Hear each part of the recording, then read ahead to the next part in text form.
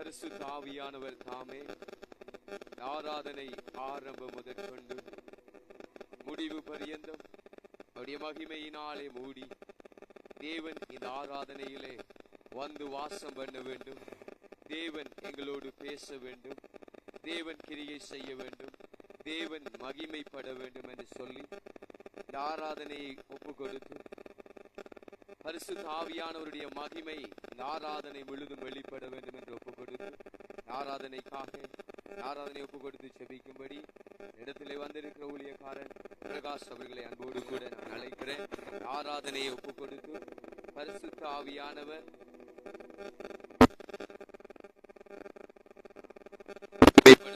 சொல்லி ஆராதனை பகுதி பகுதியாக தேவனுடைய ஆளுகைக்கு ஒப்பு கொடுத்து சகோதரர் செபிக்கும் பொழுது நாம்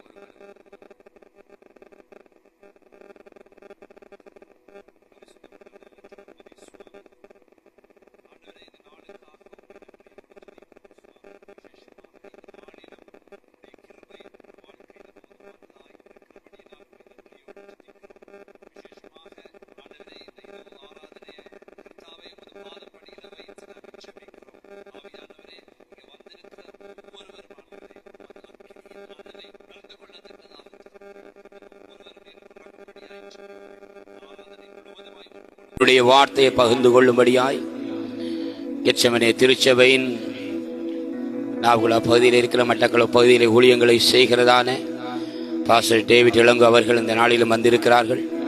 அவை தேவன் தாமே தாசனை கொண்டு அவர் பேசும்படி கரங்களை தட்டுவோம்.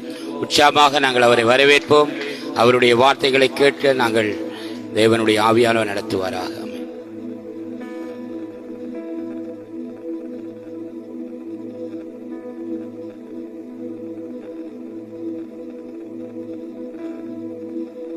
கர்த்தருடைய பரிசுத்த நாமத்துக்கு மகிமை உண்டாவதாக. எத்தனை பேர் உற்சாகமா இருக்கிறீங்க?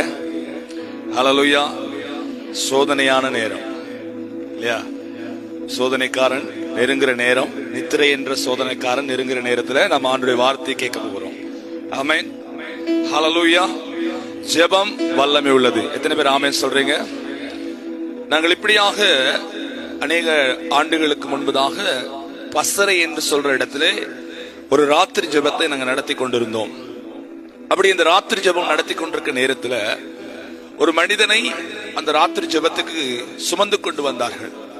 அந்த மனிதனுக்கு பெரியம்மை என்று சொல்ற வியாதி, பெரியம்மை என்று சொல்ற நோய்.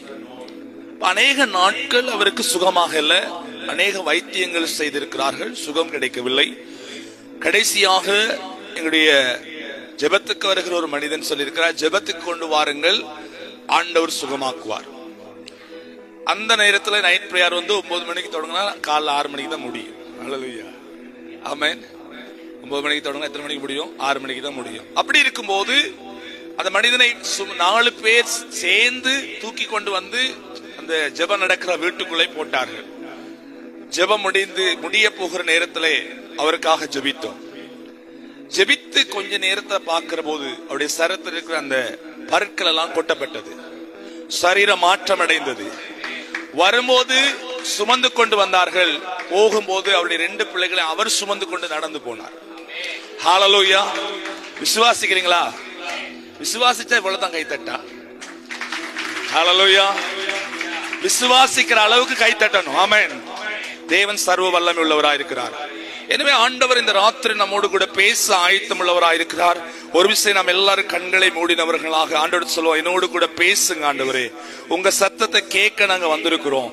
உங்களுடைய சத்தம் இருபுறமும் கருக்குள்ள ஆண்டவரே வல்லமை உள்ள வார்த்தையின் சத்தம் அது. ஹல்லேலூயா. அது ஆண்டவரே சம்மட்டியான வார்த்தை. ஆண்டவரே அது ஆண்டவரே அதாவது அந்த வார்த்தை புறப்பட்டு வரும்போது நலமானதை செய்யும் என்று சொல்லி இருக்கிறீங்க.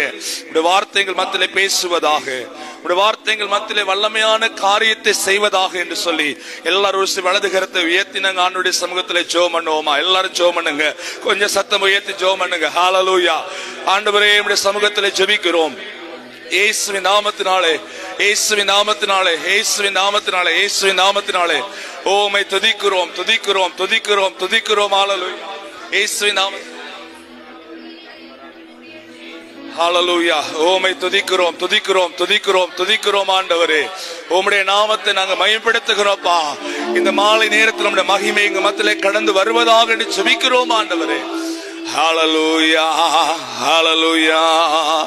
நீர் என்னை தேடி வராதிருந்தால்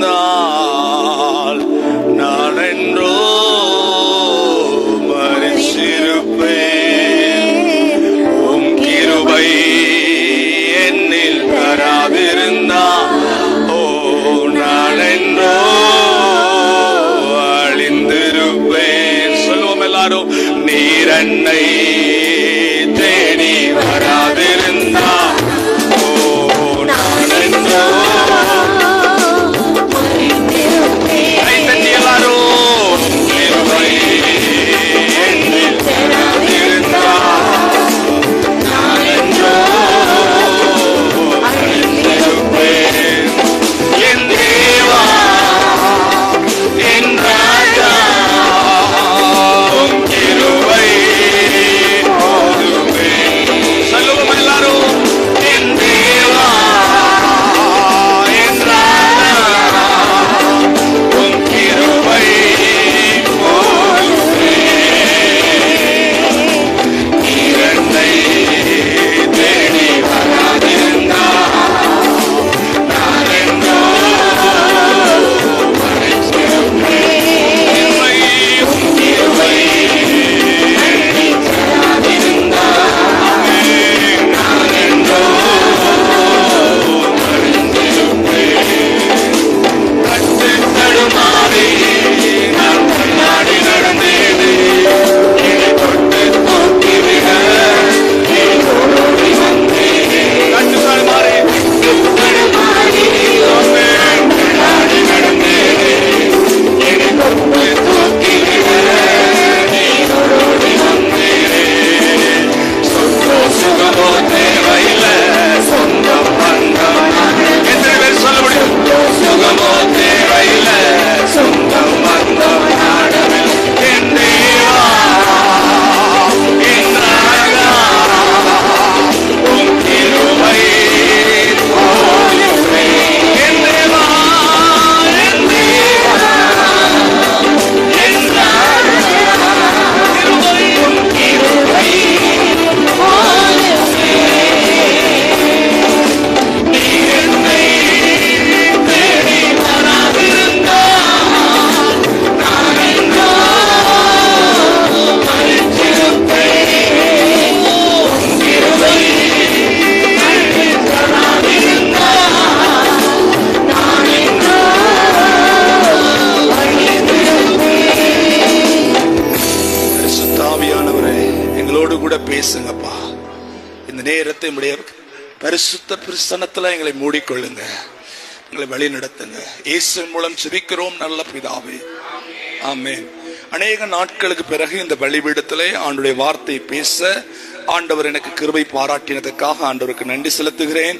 இந்த வாய்ப்பை ஏற்படுத்தி கொடுத்த பாஸ்டர் ஷாலமுக்கு நன்றி. அதோடு இந்த அனுமதிக்கு கொடுத்த பாஸ்டர் அமலதாஸ் அவர்களுக்கு நன்றிகளை தெரிவித்துக் கொள்கிறேன். கர்த்தர் உங்களை ஆசீர்வதிப்பாராக. இந்த ராத்திரி பொழுதிலே நம்முடைய கவனத்தை நாம் திருப்ப போகிறோம். வேதத்திலே லூக்கா எழுதின சுவிசேஷ புத்தகம் அதனுடைய முதலாவது அதிகாரத்துக்கு நாம் நம்முடைய கவனத்தை செலுத்த போகிறோம். லூக்கா எழுதின சுவிசேஷ புத்தகம் வாசிக்கலாம். முதலாம் அதிகாரம் அதனுடைய 13வது வசனத்தை வாசிங்கள். லூக்கா எழுதின சுவிசேஷ புத்தகம் முதலாவது அதிகாரம் அதனுடைய 13வது வசனத்தை ஒருவர் வாசிப்போமா? தூதன் அவனை நோக்கி, சகரியாவே பயப்படாதே, உன் வேண்டுதல் கேட்கப்பட்டது. உன் மனைவியாகிய எலிசபெத்து உனக்கு ஒரு குமாரனை பெறுவாள். அவனுக்கு ஜோவான் என்று பெயரிடுவாயாக. தூதன் அவனை நோக்கி, சக்கரியாவே சக்கரியாவே பயப்படாதே, உன் வேண்டுதல் கேட்கப்பட்டது என்று சொல்லப்படுகிறது. ஆமென். இந்த ராத்திரி பொழுதிலே நான் உங்களோடு கூட பேச போகிற செய்தியின் தலைப்பு பயப்படாதே, உன் வேண்டுதல் கேட்கப்பட்டது. எத்தனை பேருக்கு ஆமென் சொல்ல முடியும்? இன்றைக்கு நம்முடைய வாழ்க்கையிலே பலவிதமான பயங்கள், இன்னைக்கு பல காரியங்களை குறித்து நாம் பயந்து கொண்டிருக்கிறோம்.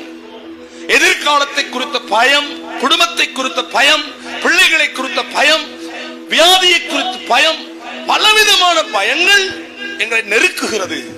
ஆண்டவர் இன்னைக்கு ராத்திரி சொல்றாரு, உங்களுக்கு பயப்படாதே. ஆமென். பயப்படாதே என்று கர்த்தர் சொல்லுகிறார். ஏன் நாங்கள் பயப்படக்கூடாது என்றால், ஆண்டவர் எங்களுக்கு பயத்தின் ஆவியை கொடுக்கவில்லை, அப்பா பிதாவை என்று கூப்பிடுகிறதான புத்திர சுவிகாரத்தின் ஆவியை கொடுத்திருக்கிறார். நாங்கள் பயத்தின் ஆவியை பெற்றவர்கள் அல்ல, நாங்கள் அப்பா பிதாவை என்று கூப்பிடத்தக்கதான புத்திர சுவிகாரத்தின் ஆவியை பெற்றவர்கள். எத்தனை பேர் விசுவாசிக்கிறீங்க? ஹல்லேலூயா. இந்த இடத்துல பேசப்படுகிற இந்த சக்கரியா யார் அவர் அப்படி என்றால், இந்த சக்கரியா என்று சொல்லுகிற மனிதன் ஒரு ஆசாரியன், தேவனுக்கு பணிவிடை செய்கிற ஒரு மனிதன். நீங்கள் 1 அதிகாரத்திலே 5ஆம் வசனத்தை கொஞ்சம் வாசித்தீங்க என்றால், இந்த சக்கரியா என்று சொல்ற மனிதன் அபியா என்று சொல்லுகிற வகுப்பில் இருக்கிற ஒரு ஆசாரியன். வேத புத்தகத்திலே சொல்லப்பட்டிருக்கிறது, ஆசாரிய வகுப்பு 24 வகுப்பினர் இருந்தார்களாம். 1 நாளாகமத்தின் புத்தகம் 24ஆம் அதிகாரத்திலே சொல்லப்பட்டிருக்கிறது, 24 வகுப்பு ஆசாரியர்கள் இருந்தாங்களாம். அதிலே சக்கரியா எந்த வகுப்பு ஆசாரியராம்? அபியா வகுப்பு ஆசாரியர். இப்போ இந்த சக்கரியாவை குறித்து கொஞ்சம் பார்த்தோமானால், சக்கரியாவுடைய வாழ்க்கை கொஞ்சம் பார்த்தோமானால், கொஞ்சம் வாசிப்போமே அந்த வசனத்தை கொஞ்சம். 1 அதிகாரம் 5ஆம் வசனம் 6ஆம் வசனம். யூதேயா தேசத்தின் ராஜாவாகிய ஏரோதின் நாட்களில் அபியா என்னும் ஆசாரிய வகுப்பில் சகரியா என்னும் பெயர் கொண்ட ஆசாரியன் ஒருவன் இருந்தான். அவன் மனைவி ஆரோனுடைய குமாரத்திகளில் ஒருத்தி, அவள் பெயர் எலிசபெத்து. அவர்கள் இருவரும் கத்தரிட்ட சகல கற்பனைகளின்படியேயும் நியமங்களின்படியேயும் குற்றமற்றவர்களாய் நடந்து தேவனுக்கு முன்பாக நீதி உள்ளவர்களாய் இருந்தார்கள். இங்கே பாருங்கள் பிரியமானவர்களே, இந்த இடத்துல பேசப்படுற சக்கரியா அவர் ஒரு ஆசாரியன், அபியா வகுப்பை சேர்ந்த ஆசாரியன். அது மாத்திரமல்ல, அவருடைய மனைவிக்கு பேர் எலிசபெத்து. இவர்கள் இருவரும் பாருங்க, ஆசாரியன் மட்டுமில்ல, ஆசாரியனோடு சேர்ந்த மனைவி இருவரும் கத்தரிட்ட கற்பனைகளின்படியேயும் நியமங்களின்படியேயும் குற்றமற்றவர்களாய் நடந்தார்களாம். ஆமென். அன்றைக்கு வேத புத்தகம் எழுதப்படுற இந்த காலத்திலே, பழைய ஏற்பாட்டு காலத்திலே 613 கட்டளைகள் இருந்தது. 613 கட்டளைகள், நியாயப்பிரமாண கட்டளைகள். அதிலே 248 கட்டளைகள் செய்ய வேண்டியவை, 365 செய்யக்கூடாதவைகள். இவைகளெல்லாம் கடைபிடித்து, கத்தரிட்ட கட்டளைகள் நியமங்கள் எல்லாத்தையும் கடைபிடித்து நடந்து தேவனுக்கு முன்பதாக எப்படி இருக்கிறாங்களா? உண்மை உள்ளவர்களாக இருக்காங்க. எத்தனை பேருக்கு ஆமென் சொல்ல முடியும்? ஹல்லேலூயா. கத்தரிட்ட கட்டளைகள் நியமங்கள் எல்லாம் செய்து ஆண்டவருடைய பார்வையில உண்மையா இருக்கிற ஒரு மனுஷன் இந்த சக்கரியா. இந்த சக்கரியாவுடைய வாழ்க்கையில ஒரு குறைவு இருந்தது. அடுத்த வசனம் வாசித்தீங்கன்னா, எலிசபெத் மலடியா இருந்ததினால் அவர்களுக்கு பிள்ளை இல்லாது இருந்தது. இருவரும் வயது சென்றவங்களா இருக்கிறாங்க. ஆமென். கர்த்தரோடு நடக்கிறாங்க. ஆண்டவர் கொடுத்த 613 கட்டளைகளையும் சரியாக கடைபிடித்து, ஆண்டவருடைய வார்த்தையை கடைபிடிச்சு, ஆண்டவருடைய கட்டளையின் நியமங்களின்படி வாழ்றாங்க. ஆனா 2 பேருக்கும் என்ன இல்லையா? பிள்ளைகள் இல்ல. கவனிங்க பிரியமானவர்களே, சக்கரியாவுடைய வாழ்க்கையில் நாம் கற்றுக்கொள்ள வேண்டிய விஷயம் இருக்கு. என்னன்னா, நம்மால் 2 கிழமை சர்ச்சுக்கு வருவாரு இல்லையா? 2 கிழமைக்குள்ள அற்புதம் நடந்துடணும். நடக்காட்டி 3ஆம் கிழமை வரமாட்டார். ஏன்னா ஆண்டவர் இந்த சபையில வல்லமை இல்ல. ஹல்லேலூயா. இங்க அற்புதம் இல்ல. 2 கிழமை தான் வருவாரு. 2 கிழமை வந்தோடனே அற்புதம் நடக்கணும், இல்லாட்டி சம்திங் ராங் அப்படின்னு சொல்லுவாரு.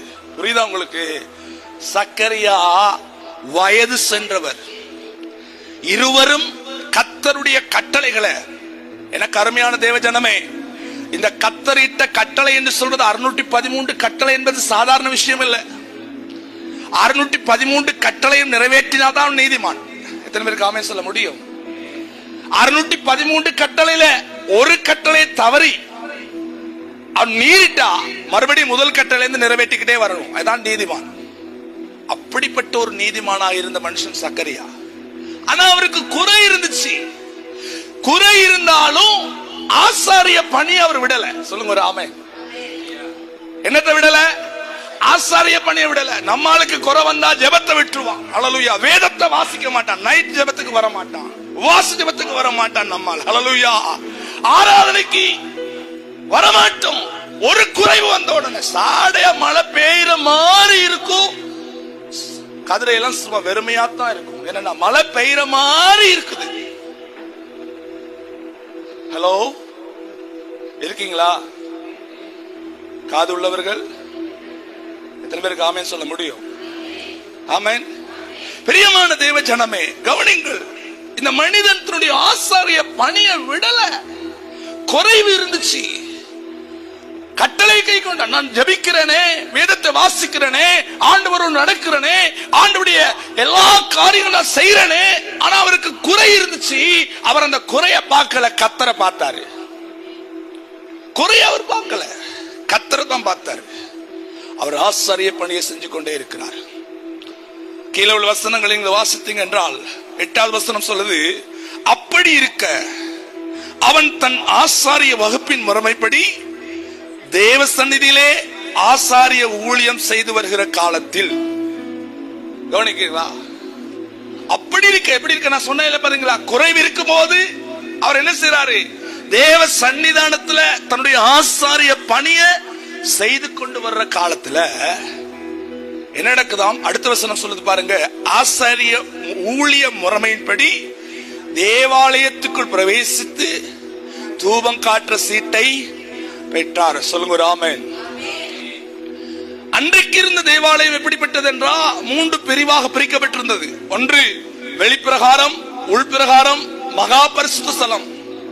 மகா பரிசுத்த ஸ்தலத்துக்கு போறதுக்கான வாய்ப்பு ஒரு ஆசாரிய வகுப்புல 2 தடவை மட்டும்தான் கிடைக்கும். நான் சொன்ன 24 வகுப்பு ஆசாரியர்கள் இருந்தார்கள். அதுல 2 தடவை மட்டும்தான் ஒரு ஆசாரிய வகுப்பு கிடைக்கும். அந்த ஆசாரியருடைய பணி என்ன அப்படின்னு பாத்தீங்கன்னா, ஆசாரியர்கள் 3 விதமான பணியை நிறைவேற்றுவார்கள். ஒன்று, ஆசாரியர்கள் ஆலயத்துக்குள்ளே விளக்கு இருந்தது. ஆமென். விளக்குக்கு எண்ணெய் வார்க்கிறது, திரி மாற்றுறதெல்லாம் ஒரு ஆசாரியனுடைய பணி. அதுதான் யார் செஞ்சாருன்னா சாமுவேல் செய்து கொண்டிருந்தார். ஆமாவா? ஹல்லேலூயா. அவரோட கர்த்தர் பேசினார். இன்னொரு ஆசாரியனுக்கு பணி இருக்குதுன்னா, தேவ சமூகத்திலே சமூகத்தப்ப மேசை இருக்கும். இந்த சமூகத்தின் அப்ப மேசையில் இருக்கிற அப்பங்களை, பழைய அப்பத்தை எடுத்துவிட்டு புதிய அப்பத்தை கொண்டு உள்ள வைக்கணும். அது ஒரு ஆசாரியனுடைய பணி. இன்னொரு ஆசாரியனுடைய முக்கியமான பணி என்ன அப்படின்னா, தூபம் காட்டணும். தூபம் காட்டுறதுக்கான சீட்டு யாருக்கு மேல விழுது? சக்கரியா ஆசாரியன் மேல விழுது. இந்த சக்கரியா ஆசாரியன் எப்படிப்பட்டவர் பாத்தீங்கன்னா, அவர் வயது சென்ற ஆசாரியன். ஆமாவா இல்லையா? ஒரு வகுப்புல 1000 பேர் இருந்தா இன்னும் 999 ஆசாரியர்கள் இருக்கிறாங்க. ஆனா இவருக்கு மேலதான் சீட்டு கிடைச்சிருச்சு. ஆமென். இவருக்கு மேல சீட்டு கிடைச்ச போது ஒரு ஆசாரியன் மகா பரிசுத்தலத்துக்குள்ள பிரவேசிக்கும் போது பாத்தீங்கன்னு சொன்னா, அவர் தூபம் காட்டுற போற அந்த ஆசாரியன் தூபம் காட்டுற பணிக்கு தேவையான சகல பொருட்களையும் எடுத்துக்கொண்டு போகணும். சகல பொருட்கள் என்ன கொண்டு போகணும்? தூப கலசம் கொண்டு போகணும், நெருப்பு கொண்டு போகணும், தூப வர்க்கம் கொண்டு போகணும். இதெல்லாம் அவர் கொண்டு போகணும். புரியுதா உங்களுக்கு? தண்ணி கொண்டு போகணும். 2 வாளியில தண்ணி கொண்டு போவார்கள். அப்போ இந்த காணிக்கை கவனிங்க, இவர் எப்படிப்பட்ட ஆசாரியன்? வயது சென்ற ஆசாரியன். இவர் வயது சென்ற ஆசாரியன். இவர் 2 கையிலையும் 2 நிறைய பொருட்கள் எடுத்துக்கிட்டு, இதுதான் வச்சுக்கொள்ளுங்க, மகா பரிசுத்த ஸ்தலம் இதுதான் வச்சுக்கொள்ளுங்க. இப்போ 2 கையில எடுத்துக்கொண்டு அவர் என்ன செய்யறாருன்னா, சில பொருட்களை கையில தூக்கி கொண்டு மகா பரிசுத்த ஸ்தலத்துக்கு போறதுக்கு சில படிகள் இருக்கிறது. மகா ஸ்தலத்துக்கு போறதுக்கு படி போகிற போது, இந்த படியில இவருடைய வகுப்புல இருக்க ஏனைய ஆசாரியர் இருக்கான் பாருங்க, இவர் எப்படி இந்த பணி, அவருடைய ஆசாரிய பணியை நிறைவேற்றான்னு பார்த்துக்கிட்டு இருக்கான். யாரு? இளம் ஆசாரியர்கள். இளம் ஆசாரியர் என்ன செய்றாங்க? இவர் எப்படி இந்த ஆசாரிய பணியை நிறைவேற்றார், படியில போகும்போது விழுந்துருவாரோ என்று சொல்லி பார்த்து கொண்டிருக்க ஒரு கூட்டமா அங்க இருக்கு. புரியுதா நான் பேசுற காரியம்? ஹல்லேலூயா. கீழே விழுந்துருவாரோன்னு பாட்டு கொண்டிருக்க கூட்டம் இருக்குது. அந்த நேரத்துல அந்த மகா பரிசுத்தலத்துக்குள்ள பிரவேசிக்கிறதுக்கு ஒரு வாசல் இருக்கிறது, ஒரு கதவு இருக்கிறது. அந்த கதவை திறந்து கொண்டு தான் உள்ளே போகணும். ஆமென். ஹல்லேலூயா. ஆசாரியருக்கு பிள்ளைகள் இருந்தால், விசேஷமா ஆண் பிள்ளைகள் இருந்தா என்ன தெரியுமா செய்வாங்க? ஆண் பிள்ளைகள் இந்த பொருட்களை கொண்டு வந்து அந்த பரிசுத்த வாசல் வரைக்கும் கொண்டு வந்து தருவாங்க. ஆனா ஆனா சக்கரை ஆசாரியனுக்கோ என்ன இல்ல, புள்ள இல்ல. இப்ப சக்கரை ஆசாரியன் படி மேல ஏறி போகும்போது எப்படி போறாருன்னா அழுது கொண்டு போகிறார். சக்கரை ஆசாரியன் அழுது கொண்டு தான் அந்த படியில ஏறிக்கொண்டு போகிறார். ஏனென்றால் தனக்கு உதவி செய்ய ஒரு பிள்ளை கூட இல்லையா ஆண்டவரே அப்படின்னு போகும்போது, எனக்கு அருமையான தேவ ஜனமே, தேவ பிள்ளைகளை அவர் பலிபீடத்துக்கு போகும்போது பலிபீட வாசல்ல கதவு இருக்குது. கதவு உள்ளே இருந்து கதவை தேவதூதன் திறக்கிறான். புரியுதா உங்களுக்கு? தேவதூதன் திறந்து உள்ளே இருந்து கொண்டு தான் தேவதூதன் சொல்றான், சக்கரியாவே நீ பயப்படாத, உன் ஜெபம் கேட்கப்பட்டுச்சு. உன் பிள்ளை மனடியா இருக்கிற மனைவி பிள்ளையை பெறுவா, அவனுக்கு யோவான் என்று பெயரிடுவாயாக.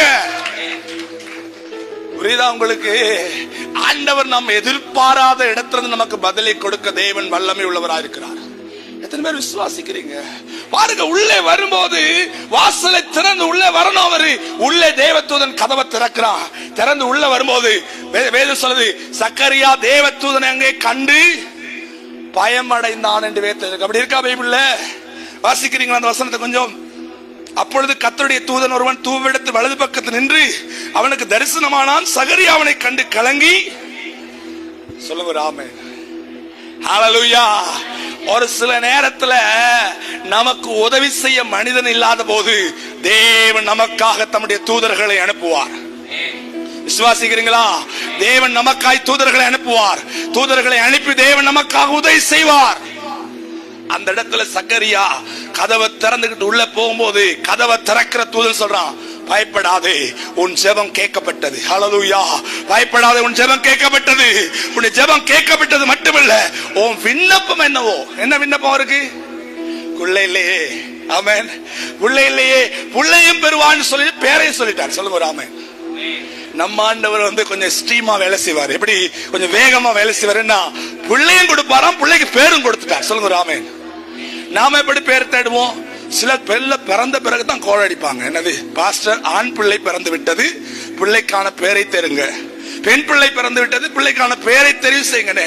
ஆண்டவர் பிள்ளை பேரை சொல்லிட்டார். சொல்லுங்க ஆமென். அவனுக்கு என்ன பேரா? யோவான் என்று பெயரை இடுவாயாக. எத்தனை பேருக்கு புரியுது நான் பேசுற காரியம்? ஹல்லேலூயா. நம்முடைய தேவையை ஆண்டவர் அறிகிறார். நம்முடைய கண்ணீரை கர்த்தர் காண்றார். நம்முடைய பிரச்சனைகளை கர்த்தர் பார்த்து கொண்டிருக்கிறார். இன்னைக்கு ராத்திரி, இந்த ராத்திரி ஜெபத்துக்கு நீங்க தற்செயலா இங்கே வந்து உட்காரவில்லை. நீங்கள் யதார்த்தமாக வந்து உட்காரவில்லை. கர்த்தர் உங்களை கொண்டு வந்து அமர்த்தி வைத்திருக்கிறார். அன்னைக்கு சக்கரியாவுடைய ஜெபத்துக்கு தேவன் பதில் கொடுப்பாரே ஆனால், சக்கரியாவுக்கு தேவன் அற்புதம் செய்வாரானால், இன்றைக்கு ராத்திரி உங்களுக்கு அற்புதம் செய்ய தேவன் உண்மை உள்ளவராயிருக்கிறார். தேவன் அற்புதம் செய்ய உண்மை உள்ளவராயிருக்கிறார். ஏனென்றால் அவர் எங்களுடைய ஜெபத்தை கேட்கிற ஆண்டவர். சக்கரியாவுடைய ஜெபம் கேட்கப்பட்டது. பிரியமான தேவ பிள்ளையே, சக்கரியாவுடைய விண்ணப்பம் கேட்கப்பட்டது. தேவ ஜனமே, சக்கரியாவுடைய ஜெபம் கேட்கப்படுமானால் இன்னைக்கு கெத்செமனே சர்ச் கல்லாரில் செபிக்கிற ஒவ்வொரு ஜெபத்துக்கு பதில் உண்டு. எத்தனை பேர் விசுவாசிக்கிறீங்க? எத்தனை பேர் ஆமென் சொல்றீங்க? ஆமென் சொன்னால் உறுதி என்று அர்த்தம். ஹல்லேலூயா. ஆமென் என்றால் அப்படியாக கடவுள் என்று அர்த்தம். ஹல்லேலூயா. சில வேளை நீ வேலை தேடி வேலை தேடி வேலை தேடி களைச்சு போய் உனக்கு உகந்த, உனக்கு தகுதியான வேலை கிடைக்காமல் நீ சோர்ந்து போய் இந்த இடத்துல அமர்ந்து உட்கார்ந்து இருக்கலாம். இன்னைக்கு அப்படிப்பட்ட ஒரு தேவையோடு இங்க இருக்கானே, ஆண்டவர் உனக்கு சொல்றாரு, உன் ஜெபம் கேட்கப்பட்டது. உனக்கு ஏத்த, உனக்கு தகுதியான வேலையை கொடுத்து கர்த்தர் உன்னை ஆசீர்வதிக்க வல்லவராய் இருக்கிறார். எத்தனை பேர் விசுவாசிக்கிறீங்க? ஹல்லேலூயா. எனக்கு அருமையான தேவ ஜனமே, நாம் வந்தது ஜெபிக்கத்தான் வந்திருக்கிறோம். ஹல்லேலூயா.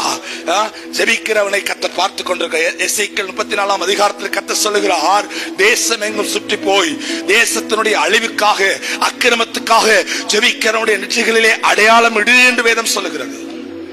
ஜெபிக்கிறவனை கர்த்தர் தேடுகிறார். ஏன் ஜெபிக்க வேண்டும் அப்படின்னா, ஜெபம் தான் மாற்றத்தை கொண்டு வரும். ஜெபம் தான் அற்புதம் செய்யும். ஹல்லேலூயா. ஜெபத்தால தான் மாற்றங்களை காண முடியும். ஏனென்றால் வேதத்தை நாங்கள் வாசிக்கிற போது, வேதத்திலும் சரி உலக சரித்திரத்திலும் சரி பல தேவ மனிதர்களை கர்த்தர் பயன்படுத்தி இருக்கிறார். ஹல்லேலூயா.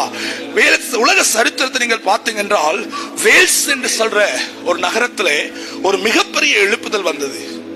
வேல்ஸ் என்று சொல்ற ஒரு நகரத்தில் 1904 வருஷத்திலே இந்த எழுப்புதல் வேல்ஸ் நகரத்தில் வந்தது. இந்த வேல்ஸ் நகர எழுப்புதலுக்கு வித்திட்டவர் யாருன்னு சொன்னால், ஈவன் ராபர்ட் என்று சொல்ற தெய்வ மனிதன். இந்த ஈவன் ராபர்ட் யார் என்று பார்த்தீங்கன்னு சொன்னால், அவர் ஒரு சுரங்க தொழிலாளி. சுரங்க தொழிலாளி. அவர் தன்னுடைய 13வது வயசிலே ஆண்டவரை சொந்த இரட்சகராக ஏற்றுக்கொண்டார்.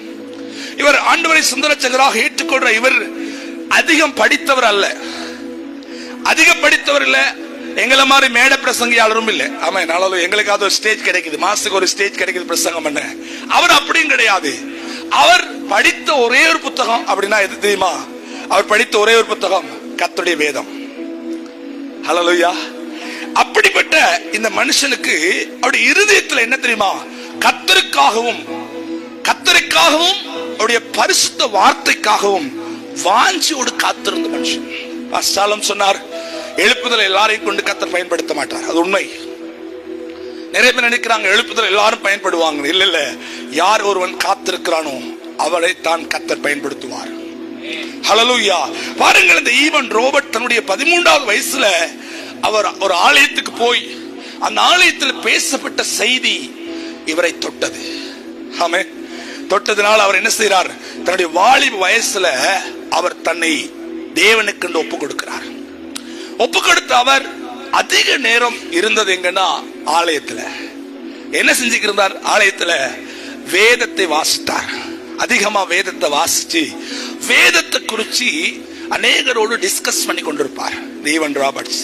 எனக்கு அருமையானவர்களே, எந்த ஒரு மனுஷன் கர்த்தருடைய வேதத்து மேல தாகமா இருக்கிறானோ அவன் உயர்த்தப்படுவான். நம்முடைய தேசத்துல வில்லியம் ஓல்ட் என்று சொன்ன ஒரு தேவ மனிதர் வந்தார். தெரியுமா உங்களுக்கு? அவர் வந்து 212 வருஷம் ஆயிட்டு. எத்தனை வருஷம்? 212 வருஷம் ஆயிட்டு. இப்பொழுது மெதரிஸ்ட் திருச்சபை அவருடைய வருகையை கொண்டாடி கொண்டிருக்கிறது. ஆமென். அந்த வில்லியம் ஓல்ட் அவர் வந்து அவர் 6 வயதுல வேதத்தை வாசிச்சிருக்கிறார். ஆமென். எத்தனை தடவை? 12 தடவை நினைக்கிறேன். மேபி 12 தடவை வேதத்தை வாசிச்சிருக்கிறார். எத்தனை வயசுல? இங்க இருக்கவங்க எத்தனை பெரியாக்கள் எத்தனை பேர் ஒரு தடவையாவது முழு வேதத்தை வாசிச்சோன்னு சொல்றவங்க இருக்கீங்களா? ஒரு தடவையாவது முழு பைபிளை நான் வாசி முடிச்சிருக்கேன்னு சொல்றவங்க? ஆமென். ஒரு 2 கைகள் உயர்த்தப்படுகிறது. ஹல்லேலூயா. வேதத்தை நாங்க வாசிக்கணும். ஏன்னா வேதம் தான் நம்மளை உயிர்ப்பிக்கிறது. வேதத்துல கர்த்தருடைய வல்லமை இருக்கிறது. ஆமென்.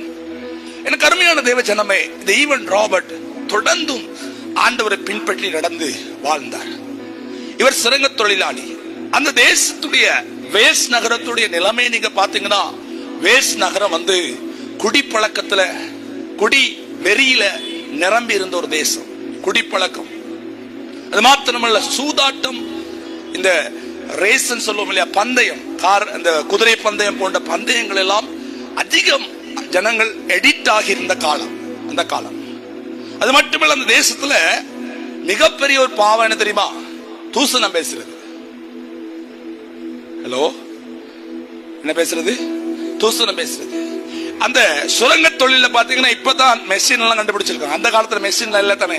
சுரங்கத்துக்குள்ள இருந்து கரியை கொண்டு வரதுக்கு என்ன செய்வாங்கன்னா கழுதையை பயன்படுத்துவாங்களாம். கழுதை. என்னது கழுதை? எத்தனை பேர் கழுதை பார்த்திருக்கோம்? ஆமே. மன்னாருக்கு போனா கழுதை பார்க்கலாம். அல்லேலூயா. அப்ப கழுதை என்ன செய்வாங்கன்னா அந்த கழுதைய பொதிய ஏத்திட்டு போ அப்படின்னா போவாதான். தூசணத்துல பேசினா கழுதையும் போகுமா? புரியுதா உங்களுக்கு? அப்படிப்பட்ட மோசமான நிலைமையில இருக்க தேசம். அது மட்டும் இல்ல, குடும்ப வன்முறை, குடும்பங்கள்ல பிரச்சனை. நம்ம தேசத்துல எடுத்துக்கொண்டீங்கன்னா இன்னைக்கு காலையில மத்தியானத்துக்குள்ள இன்னைக்கு நம்ம கல்லடி பாலத்தில் ஒருத்தர் தன்னுடைய கழுத்தை தானே வெட்டிக்கிட்டு தற்கொலை பண்ண முயற்சி. இன்னைக்கு நம்முடைய கல்லடி பாலத்துல. புரியுதா உங்களுக்கு? எத்தனை பேர் தற்கொலை செஞ்சு மறிக்கிறாங்க. ஏன் அங்க ஜெபிக்கணும் அப்படின்னா, இந்த ஜனங்களை மீட்கிற பொறுப்பு நமக்கிட்ட தான் இருக்கு. ஃபாதர் பெக்மன்ஸ் அழகா பாடி இருக்கிறார், தேசத்துடைய எதிர்காலம் யாருடைய கையில இருக்குன்னா ஜெபிக்கிற நம்ம கையில தான் இருக்கு. ஆண்டவரே ஆமென் சொன்னவங்களை மட்டும் ஆசீர்வதிங்க. இல்லையா? பக்கத்துல கொஞ்சம் தட்டி பாருங்க, இங்க இருக்காங்களா பரலோகத்துக்கு போயிட்டாங்களான்னு பாருங்க. இருக்காங்களா? சிலர் இங்க இருக்கிற மாதிரி இருப்பாங்க, கண்ணும் திறந்து தான் இருக்கும். ஆனா சிலருக்கு இப்ப எங்க இருக்குன்னா, சாப்பாடுல பள்ளி ஏறுனுச்சோ, ஒழுங்கா மூடி வச்சனோ இல்லையா, ரைஸ் குக்கர்ல அரிசியை போட்டுட்டு வந்தேன், அது வெந்துச்சோ வேகலையோ ஆஃப் ஆயிருச்சோ அப்படிங்கிற பல யோசனை எல்லாம் இருக்கும். இப்ப எப்ப அதெல்லாம் ஞாபகப்படுத்துவானா சாத்தான்? வசனம் கேட்கக்குள்ள தான் ஞாபகப்படுத்துவான். புரியுதா உங்களுக்கு? ஏன்னா அவனுடைய பெரிய இலக்கு என்ன தெரியுமா? நாம என்னத்தை கேட்க கூடாது? வசனத்தை சத்தமா வசனத்தை கேட்க கூடாது. ஏன்னா வசனம் வந்துருச்சுன்னு நமக்குள்ள அற்புதம் நடந்துரும். எத்தனை பேருக்கு புரியுது? இயேசு நல்ல ஒரு உதாரணம் சொன்னார் தானே, விதைக்க ஒருவன் புறப்பட்டான். ஆமாவா இல்லையா? ஒரு சில விதைக்கும் போது ஒரு விதை எங்க விழுந்துச்சா? பாதை அருகே விழுந்துச்சு. பாதை அருகே விழுந்தோடனே என்ன நினைச்சா? உடனே பறவை வந்து தூக்கிட்டு போயிடுச்சு. ஆமென். இன்னும் சில விதை எங்க விழுந்துச்சு? கட்பாறை மேல விழுந்துச்சு. கட்பாறை மேல விழுந்து முளைச்சிச்சா? முளைச்சிச்சு. ஆமென். அல்லேலூயா. எப்ப வரைக்கும் முளைச்சிச்சு? ஞாயிற்றுக்கிழமை முளைச்சு விழுந்தது திங்கட்கிழமை வரைக்கும் தான் இருக்கும். அதுக்கு வர சூடு கூடி என்ன செய்யும்? காஞ்சு போயிடும். அல்லேலூயா. செவ்வாய்க்கிழமை நான் இப்படி சொல்றேன் தவற நினைக்க, நான் ஒரு பைபிள் ஸ்கூல் டீச்சர், ரைட்? அப்போ நான் பைபிள் ஸ்கூல் படிப்பிக்க போற இடத்துல மாணவர்கிட்ட கேட்பேன், போன கிழமை உங்க சர்ச்சில் என்ன பிரசங்கம்? உங்கள்கிட்ட கேட்க மாட்டேன், பயப்படாதீங்க. போன கிழமை உங்க சர்ச்சில் என்ன பிரசங்கம் நான் கேட்க மாட்டேன். அப்ப கேட்கும் போது நிறைய பேர் யோசிப்பாங்க, நாங்க உங்க சர்ச்சில் பிரசங்கம் பண்ணலையோ? ஆமே. சில யோசிக்க என்ன பண்ணார் பிரசங்கம். இப்ப நீங்க அதை யோசிக்க, உங்கள்கிட்ட கேட்க மாட்டேன், பயப்படாதீங்க. அப்போ சில யோசித்தும் ஒருத்தருக்கு ஞாபகம் வராது. வசனம்னா நமக்கு ஆகாரம். ஆமே. இந்த கிழமை போன ஞாயிற்றுக்கிழமை பண்ண பிரசங்கம் தான் இந்த ஞாயிற்றுக்கிழமை வரைக்கும் நமக்கு என்னது? ஆகாரம், சாப்பாடு. என்னத்துக்குரிய ஆகாரம்னா ஆத்மாவுக்குரிய ஆகாரம். இந்த பொடிக்கு நல்ல சாப்பாடு இல்லையா? மீன் பொரியல் இல்லாம பொடிக்கு இறங்காது. ஆமா இல்லையா? முட்டை பொரியல் இல்லாம இறங்காது. பிரியாணி இல்லாட்டி இறங்காது. எதுக்கு? யாருக்கு ஆகாரம்? அது சரீரத்துக்கு. இது எங்க போகுது? இது மண்ணா இருக்கிறது மண்ணுக்கு போகுது. ஆனா எங்களுக்குள்ள இன்னொன்று இருக்குது. என்னது? ஆத்துமா. இந்த ஆத்துமாவை போஷிக்கிற ஆகாரம் தான் கர்த்தருடைய வார்த்தை. எத்தனை பேருக்கு ஆமென் சொல்ல முடியும்? புரியுதா உங்களுக்கு? எங்க ஆத்துமா என்ன செய்யணும்னா, ஆத்துமா பலன் உள்ளதா இருக்கணும், ஆத்துமா சக்தி உள்ளதா இருக்கணும், ஆத்துமா பலன் அடையணும். அப்பதான் என்ன நடக்கும்னா, நாங்கள் இந்த உலகத்தை மேற்கொள்ள முடியும். எத்தனை பேருக்கு புரியுது? எனக்கு அருமையான தேவ ஜனமே, பாருங்கள், இந்த தேவ மனுஷன் இந்த தேசத்துல குடிவெறி, இன்னொரு பக்கம் ஜனங்கள் பாவத்தில் அடிமையா இருக்கிறாங்க, கெட்ட தூசணமான வார்த்தைகள், அது மட்டுமல்ல ஆவிக்குரிய ரீதியில வறட்சி. சபை இருக்கு, நிறைய சபை இருந்துச்சு, சபைக்கு வரவங்கிட்ட உண்மை இல்லை. சபைக்கு வரவங்கிட்ட என்ன இல்லை? உண்மை இல்லை. கர்த்தருக்கு பயப்படுற பயம் இல்லவே இல்லை. இன்னைக்கு அப்படி ஆயிடுச்சு இல்லையா? இன்னைக்கும் அப்படி ஆயிடுச்சு. இன்னைக்கு நம்ம நாட்டில் இருக்கிற சூனாவில் இருக்கிற மரியாதை மனுஷனுக்கு இல்லை. புரியுதா உங்களுக்கு? யாரு சொன்னா சுப்பிரமணியத்துக்கு இருக்கிற மரியாதை மனுஷனுக்கு இல்லை. சுப்பிரமணியம் போறாரு காட்சோட. புரியுதா உங்களுக்கு? பிரச்சனை இல்லை. புரியுதா உங்களுக்கு? அவருக்கு இருக்கிற மரியாதை மனுஷனுக்கு இல்லை. அவரு போலீஸ் கார்ட்ஸோட ஏசி வேன்ல போறாரு. புரியுதா உங்களுக்கு? இன்னைக்கு ஜனங்களுக்குள்ள கர்த்தருக்கு பயப்படுற பயம் இல்ல, துணிகரம். அன்னைக்கு பாத்தீங்கன்னா ஆதி திருச்சபையில அனனியாவும் சப்ராலும் ஒரு தீர்மானத்துக்கு வந்தாங்க. என்ன தீர்மானம்? என்ன தீர்மானம்? தங்களுடைய சொந்த காணியை வித்து என்ன செய்வோம்? கர்த்தருக்கு கொடுப்போம். கர்த்தர் கேட்டாரா? ஊழியக்காரன் கேட்டாரா? இல்ல, எல்லாரும் வித்து கொடுக்கறாங்க, அதனால நாமளும் கொடுத்துருவோம். ஏன்னா அன்னைக்கு சபைக்கு வந்த ஜனங்க சபையை விட்டு போகல. இயேசு சொன்னா, நான் போய் சீக்கிரமாய் வருவேன். அவர் சீக்கிரமா வருவாரு. சபையில எல்லாரும் தங்கிட்டாங்க. தங்கினால எல்லாருக்கும் சாப்பாடு கொடுக்கணும் இல்லையா? நிறைய செலவு இருக்கு. அதனால நிறைய பேர் காணியை வித்து அப்போஸ்தலரை பாத்திரம் வைக்கிறாங்க, அப்போஸ்தலர் எடுத்து அது செலவழிக்கிறாங்க. இப்போ இந்த அனனியா சப்ராலும் தீர்மானிச்சாங்க, காணியை வித்து சர்ச்சுக்கு கொடுத்துடணும். ஆமென். இவங்க விக்கிற நேரம் காணி விலை கூடிச்சு. இவங்க விக்கிற நேரம் என்ன செஞ்சிருச்சு? காணி விலை கூடிச்சு. கூடினோட இப்ப அனனியாவுக்கு சப்ராலுக்கு பிரச்சனை என்னன்னா, இவ்வளவுத்தையும் கொண்டு போய் தேவ மனுஷன் கொடுக்கணுமா, இல்லாட்டி சபைக்கு கொடுக்கணுமா? ஆமென். ஹலோ, இருக்கீங்களா? அவ்வளவுதான் கொடுக்கணுமான்ற கேள்வி யாருக்கு வந்துச்சு? அனனியாவுக்கும் சப்ராலுக்கு. இவங்க என்ன செய்யறாங்கன்னா, கொஞ்சத்தை எடுத்து வச்சுட்டு அனனியா போறாரு. அனனியா போய் சொல்றாரு, போறாரு.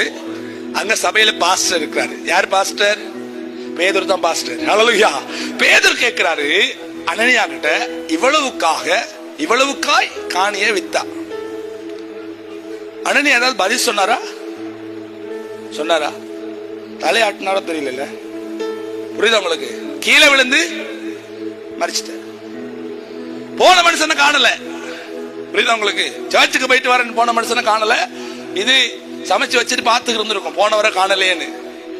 அப்ப சமைச்செல்லாம் முடிச்சுட்டு போனவரை காண தேடி வரக்குள்ள மனைவிக்கு சொல்ல முடிஞ்சு அடக்கம் பண்ணிட்டாங்க. அப்படி இருந்தா இன்னைக்கு எப்படி இருக்கும் இல்லையா? மனைவிக்கே தெரியாது அடக்கம் பண்ணது. மனைவி அடக்கம் பண்ணவங்க சர்ச்சுக்கு வரும்போது இந்த அக்கா உள்ளுக்கு வருது. யாரு? சப்பிரா உள்ளுக்கு வரும்போது இவ்வளவு காணிய வித்தான். அவன் ஒண்ணும் சொல்லல. அவன் கீழே விழுந்து என்ன செஞ்சிட்டா? மறிச்சிட்டா. ஹலோ, ஆமென். 2 பேருடைய சடலம் அடக்கம் பண்ணப்பட்டது. அன்னைக்கு பரிசுத்த ஆவியானவர் சபையில் இருந்தார். புரியுதா உங்களுக்கு? இன்னைக்கும் இருக்கிறாரு, இல்லாமல் இருக்கிறாரு. ஜனங்களுக்கு என்னன்னா துணிகரம், பயம் இல்ல. இன்னைக்கு இந்த நிலைமை நம்ம தேசத்துல இருக்குது. நிர்விசாரம், கீழ்ப்படியாமை, வசனத்தை கேட்கறது இல்ல. வசனத்தை கேட்கறது இல்ல. வசனம் கேட்கும் போது எனக்குத்தான் எடுத்துக்கொள்றதுக்கான தாழ்மை இல்ல. எத்தனை பேருக்கு புரியுது? வசனம் வரும்போது சில நினைக்க எனக்குத்தான் இன்னைக்கு இந்த பிரசங்கம் அப்படின்னு எடுத்துக்குவாங்க. எப்படின்னா எனக்குத்தான் இன்னைக்கு பிரசங்கம் பண்றாரு. பிரசங்கம் உங்களுக்கு தான் பிரசங்கம். ஆமென். எத்தனை பேர் ஒத்துக்கொள்றீங்க? அல்லேலூயா. சபையில் இருக்க உங்களுக்கு தான் பிரசங்கம், வெளியில இருக்க உங்களுக்கு இல்லையே. அப்ப ஆண்டவர் பேசுகிறார் என்றால் அதை எடுத்துக்கொள்ளணும். ஏன் பேசுகிறார் அப்படின்னா நம்மை சரி செய்ய பேசுகிறார். எத்தனை பேருக்கு ஆமென் சொல்ல முடியும்? நாங்க எல்லாம் யாரு அப்படின்னா இயேசுக்கு மணவாட்டி. இயேசுக்கு நாங்க யாரு? இயேசு யாரு? நமக்கு மணவாளன். இயேசுல வருகை 2 இருக்கு. ஒன்று ரகசிய வருகை, இன்னொன்று பகிரங்க வருகை. ரகசிய வருகை இயேசு யாரா வரப்போறார்? மணவாளனா வரப்போறார். மணவாளன் வந்து யாரை கூட்டிட்டு போறார்? சத்தமா சொல்லுங்க. யாரை கூட்டிட்டு போறாரு? மணவாட்டிய. விசுவாசியை கூட்டிட்டு போக மாட்டார். யாரை கூட்டிட்டு போக மாட்டாரு? விசுவாசியை கூட்டிட்டு போக மாட்டார். நிறைய பேர் விசுவாசி தான், மணவாட்டி இல்ல சபையில. புரியுதா? மணவாட்டி ஒரு கல்யாணத்துக்கு என்ன செய்வாங்கன்னா மணவாட்டியை கூட்டிட்டு போயிட்டு மணவாளனுக்கு முன்னுக்கு நிக்க முன்னுக்கு மணவாட்டி என்ன செய்வாங்க? உங்க ஊர்ல செய்ய மாட்டாங்களோ? ஆயத்தப்படுத்துவாங்க, அழகுபடுத்துவாங்க. அம்மாவில மேக்கப் பண்ணுவாங்களா இல்லையா? ஏன் மேக்கப் பண்றாங்க? மணவாளனுக்கு கூட நிக்கும் போது அழகா இருக்கணுங்கிறதுக்காக மேக்கப். புரியுதா உங்களுக்கு? எங்கட மணவாளன் அழகில் சிறந்தவர். சொல்லலே ஒருத்தர் ஆமென். நம்மட மணவாளன் அழகில் சிறந்தவர்.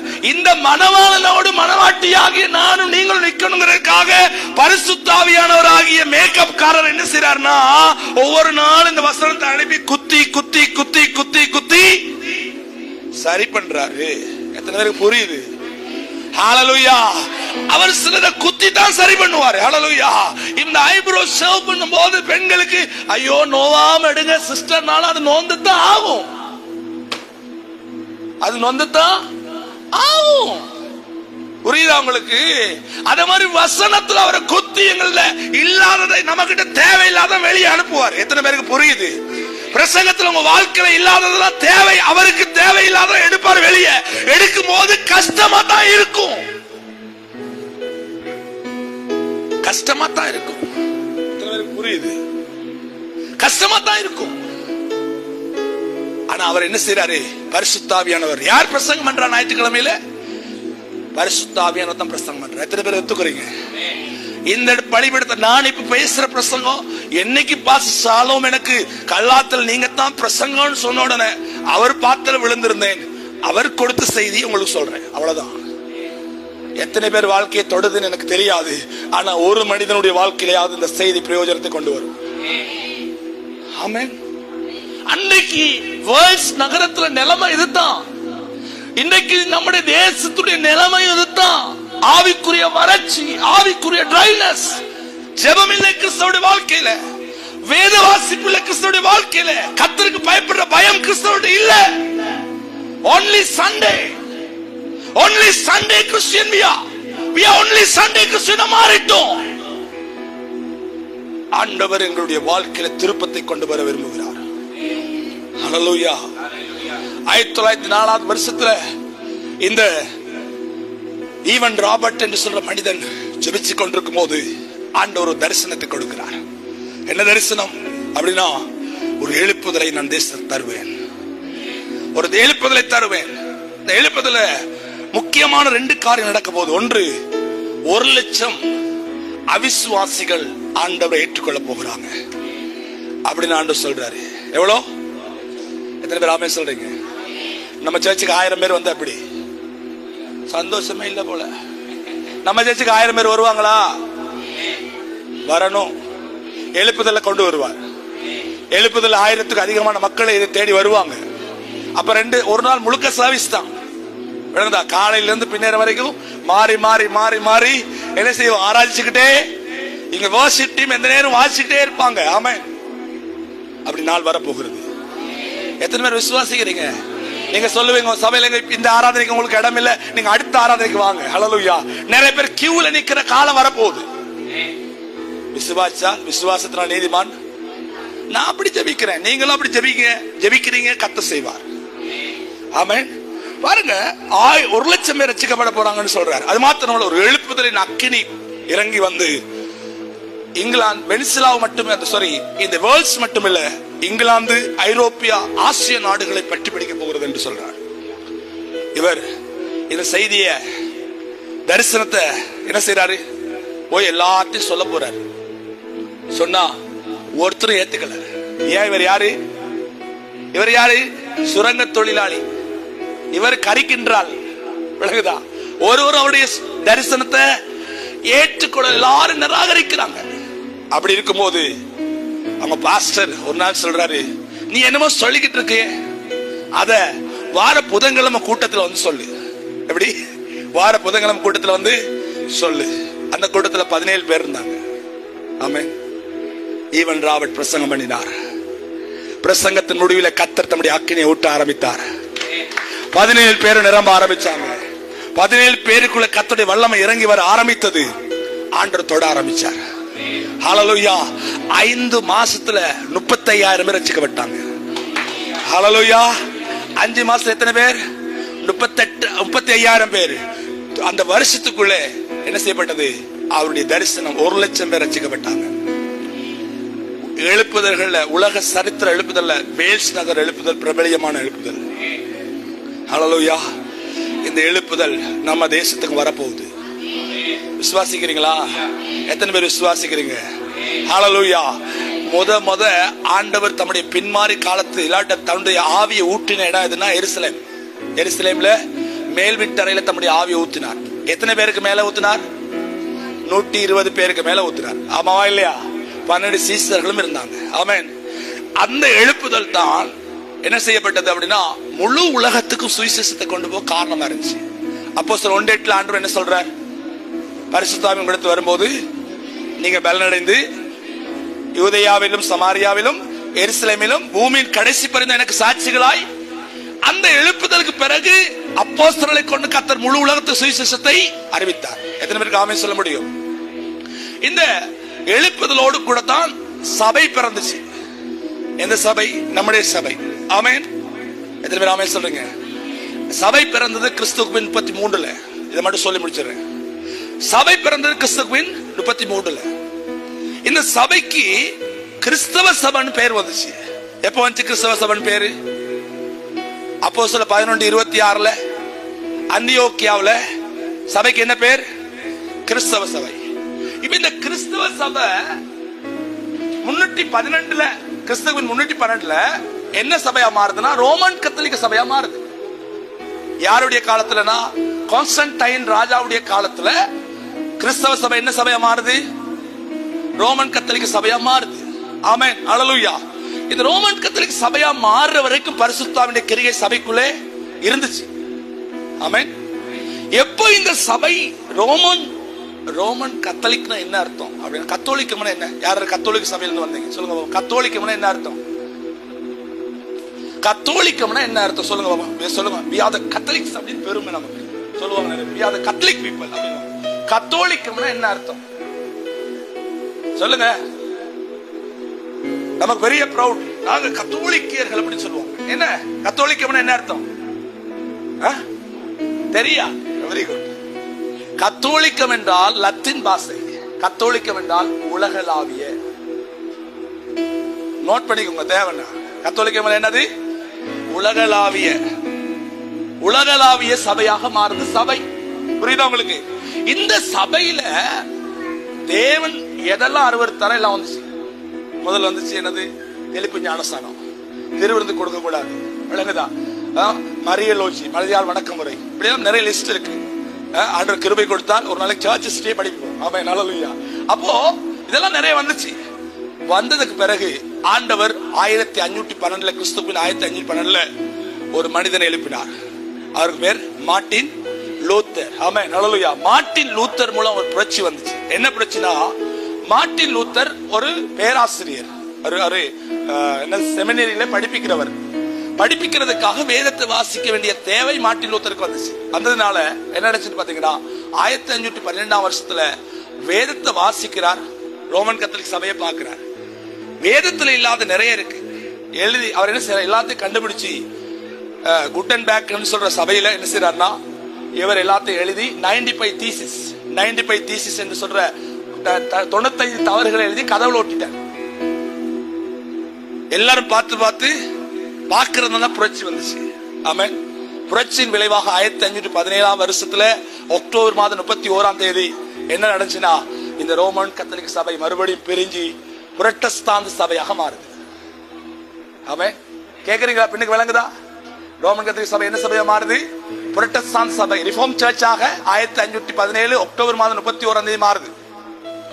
ஆனா புரட்டஸ்தாந்து சபையில வேதம் மட்டும்தான் இருக்கு, பரிசுத்தாவினுடைய கிரியை இல்ல.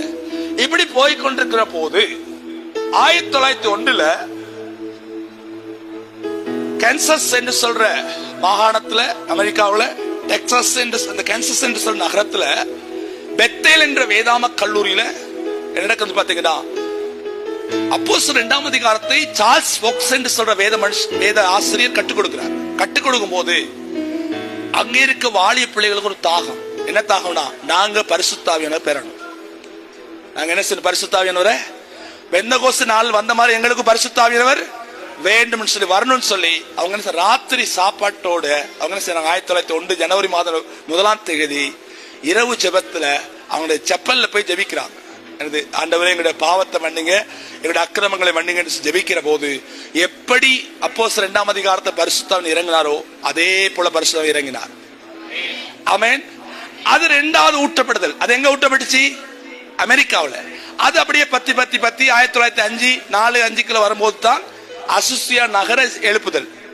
அசுசியா நகர எழுப்புதல் கேள்விப்பட்டீங்களா? ஸ்ட்ரீட் ரிவைவல் அசுசியா நகரத்தில் ஏற்பட்ட எழுப்புதல். இது 2வது ஊட்டப்படுதல். இந்த ஊட்டப்படுதலோடு தான் உலகத்துல பெந்தகோஸ்து சபை உருவானுச்சு. பெந்தகோஸ்து சபை அந்த வெள்ளை உடுத்துறவங்க மட்டும் இல்ல, நாங்களும் பெந்தகோஸ்து சபைகள் தான். எத்தனை பேருக்கு புரியுது? பெந்தகோஸ்து மூவ்மெண்ட் என்று சொல்ற இயக்கம் ஆரம்பிக்கப்பட்டது. அதுல தான் ஏஓஜி, ஓஸ்கியார், இந்த பெந்தகோஸ்து சபை எல்லாமே ஆரம்பிக்கப்பட்டது இந்த காலத்துல. இப்படி இருக்கும்போது என்ன நடக்குதுன்னா, இது 2வது ஊட்டப்படுதல். இப்ப கடைசி கால ஊட்டப்படுதல் நடக்க போகுது. எத்தனை பேருக்கு புரியுது? கேட்டுக்கொண்டிருக்கீங்களா? கடைசி கால எழுப்புதலை கர்த்தர் ஊட்ட போறார். சக்கரியா 10:1 சொல்லுதுன்னா, பின்மாறி காலத்து மழைக்காக வேண்டிக் கொள்ளுங்கள். கடைசி காலத்தின் ஊட்டப்படுதல், அது கடைசி கால அறுவடைக்கு. அது எப்ப நடக்கும்னா, இயேசுவின் வருகைக்கு முன்பு நடக்க போகுது. இந்த 1905 வருஷத்துல 6ஆம் வருஷத்துல இருந்த ஒரு முக்கியமான தேவ மனுஷன் வில்லியம் சொய்மூர் என்று சொன்ன தேவ மனிதன், அவர் மரிக்கும் போது சொன்னார், 1926 மரிக்கும் போது சொன்னார், நான் மரித்து 100 வருஷத்துக்கு பிறகு மறுபடியும் ஒரு பின்மாறி மழை ஊற்றப்படும் அப்படி சொல்லிட்டு மரிச்சிட்டார். ஆமென். இப்ப நாம எந்த வருஷத்துல இருக்கிறோம்? எந்த வருஷம்? நாம வாழ்ற வருஷம் என்ன வருஷம் இது? 2000. அவர் சொன்னதுல எத்தனாவது வருஷம் இது? 100வது வருஷம். எத்தனை பேருக்கு ஆமென் சொல்ல முடியும்? இந்த எழுப்புதல் ஆண்டவர் பின்மாறி மழையை ஊற்ற போறார்.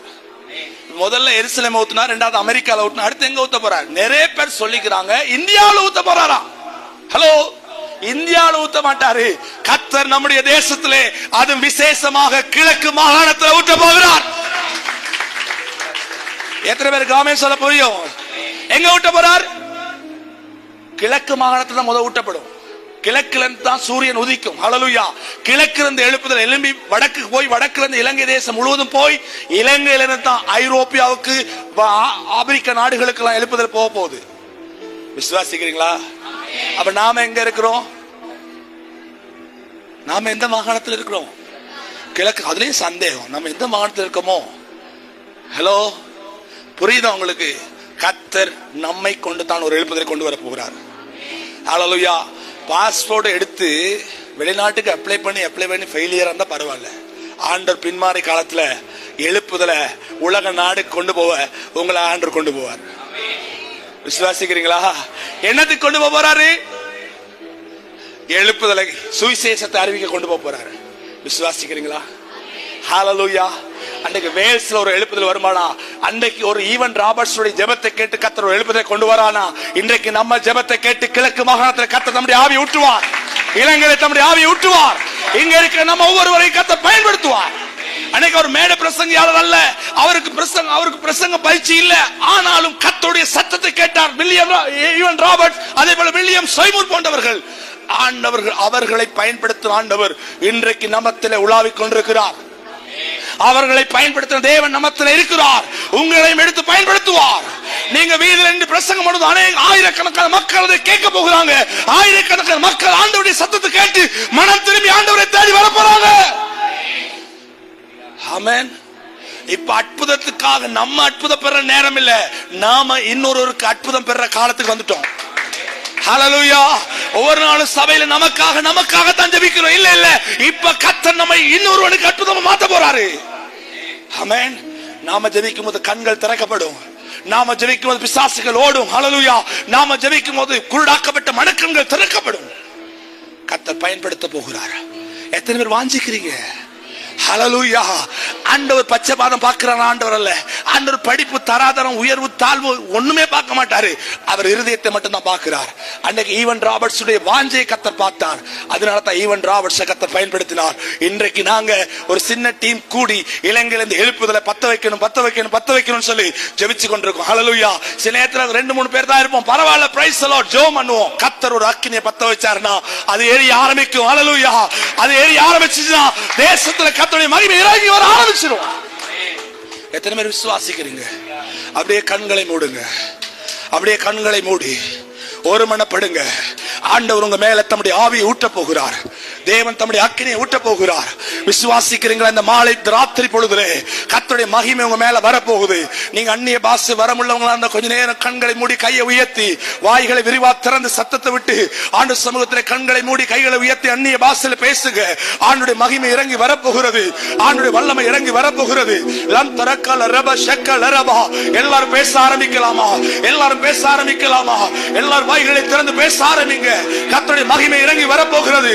லம் தரக்கல ரபா ஷக்கல ரபா ரியம் தரக்க துரிக்கல ரபா லோ தரபா ஷக்கல ரபா ரியம் தரக்க துரிக்கல ரபா ரியம் தரக்கல ரபா லேகா தல ரபா ரியம் தரக்க துரிக்கல ரபா லேகா தோரபா ஷக்கல ரபா லம் தரக்க துரிக்கல ரபா ரியம் தரக்கல ரபா. பேசுங்க. மகிமை வருகிறது. அப்படியே மகிமை வருகிறது. அப்படியே வல்லமை தொடுகிறது. அப்படியே வல்லமை இந்த ராத்திரி உங்க மேல ஊட்ட வருகிறது. எல்லாரும் கண்களை மூடி கைகளை உயர்த்தி ஆண்டவர் சமூகத்திலே எல்லாரும் பேச ஆரம்பிப்போமா? லம் தரக்கல ரபா லம் தரக்கல ரபா ரியம் தரக்க துரிக்கல ரபா ஓ ரியம் தரக்க துரிக்கல ரபா ரியம் தரக்க துரிக்கல ரபா லக்கத்தல ரபா ரியம் தரக்கல ரபா. ஹல்லேலூயா. லம் தரக்க தல ரபா ரியம் தரக்கல ரபா ரியம் தரக்கல ரபா ரியம் தரக்கல ரபா. பேசுங்க. ஆண்டவர் வல்லமை இறங்கி வருகிறது. ஓ ரியம் தரக்கல ரபா. விழுந்து போனவருடைய ஆவிக்குரிய வாழ்க்கையை கர்த்தர் தூக்கி நிறுத்த போகிறார். விழுந்து போயிருக்கிற குடும்ப வாழ்க்கையை கர்த்தர் அற்புதங்களை செய்ய போகிறார். லம் தரக்கல ரபா ரியம் தரக்கல ரபா ரியம் தரக்கல ரபா. ஹல்லேலூயா. எல்லாரும் ஓரியம் தரக்க தலரபா. பேசுங்க, எல்லாரும் பேசுங்க. தலரபா ஷக்கலரபா ரியம் தரக்க தலரபா ஓரியம் தரக்க தலரபா ரியம் தரக்க தலரபா. எல்லாரும் பேசுங்க.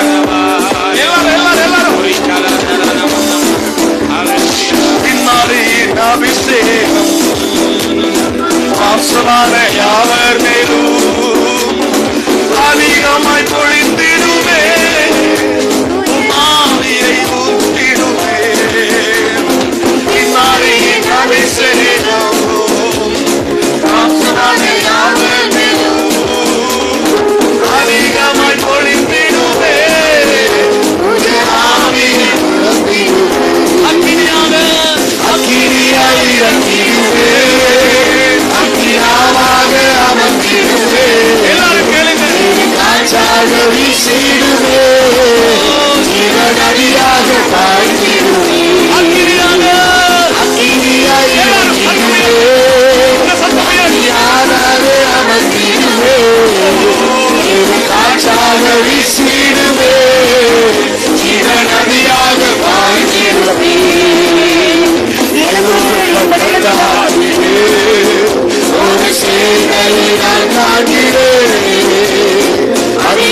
தந்திடுவே மிக்க தரிசனம் உரைத்திடவே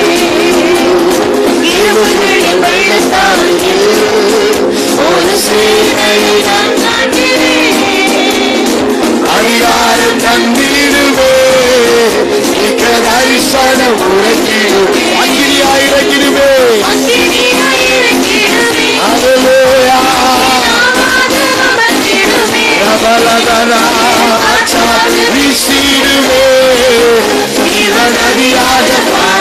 சொல்லுங்க அக்கினியாய் அக்கினியாய் அக்கினியாய்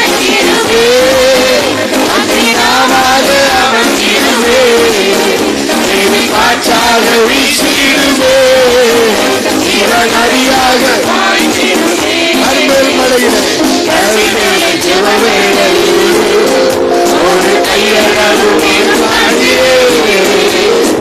ஆளாவில் நடுங்கிடவே அத்தி மழையாக பொழிந்திடுவே கர்மேல் மலை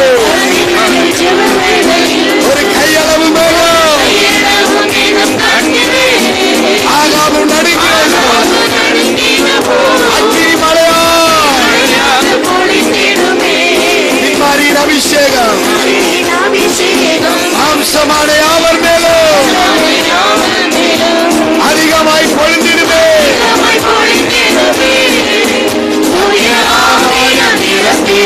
நிம்மாரின் அபிஷேகம் நல்ல ஆவில நிரம்பு